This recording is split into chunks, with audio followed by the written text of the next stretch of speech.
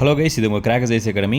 So polity ஓரியண்டாக ரொம்ப முக்கியமாக இருக்கக்கூடிய ஒரு பாக்ஸ் கண்டென்ட் தான் பார்க்க போகிறோம். ஸோ இது வந்து பார்த்திங்கன்னா எலெக்ஷன்ஸ் ரிலேட்டாக இருக்கக்கூடிய ஒவ்வொரு கமிட்டிக்கான இயர். ஸோ இது வந்து பார்த்திங்கன்னா எப்படி கேட்கலாம்னா குரோனாலஜிக்கல் ஆர்டர் அரேஞ்ச் பண்ணி கேட்கலாம், அல்லது ஒவ்வொரு கமிட்டி கொடுத்துட்டு அதோட இயர்ஸ் வந்து பார்த்திங்கன்னா மேட்ச் பண்ண சொல்லி வந்து கேட்கலாம். ஸோ ஃபர்ஸ்ட் பாருங்கள், தார்குண்டே கமிட்டி வந்து பார்த்திங்கன்னா 1974 வந்து பார்த்திங்கன்னா ஆரம்பிச்சிருப்பாங்க.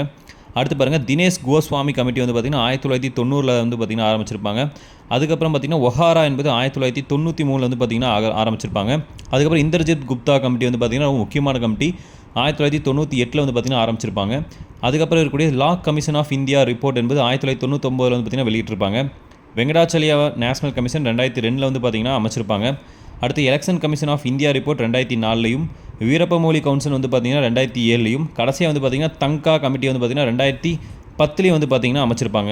ஸோ இதோட முக்கியமான இன்னொரு டீட்டெயில் என்னென்னு பார்த்திங்கன்னா, இந்த இந்தர்ஜித் குப்தா கமிட்டி வந்து பார்த்திங்கன்னா ஸ்டேட் ஃபண்டிங், சரிங்களா, ஸ்டேட் ஃபண்டிங் நீங்கள் அது வார்த்தை பார்த்தீங்கன்னா அது வந்து பார்த்திங்கன்னா இந்தர்ஜித் குப்தா கமிட்டி தான் வந்து பார்த்திங்கன்னா பரிந்துரை செஞ்சிருக்கும்.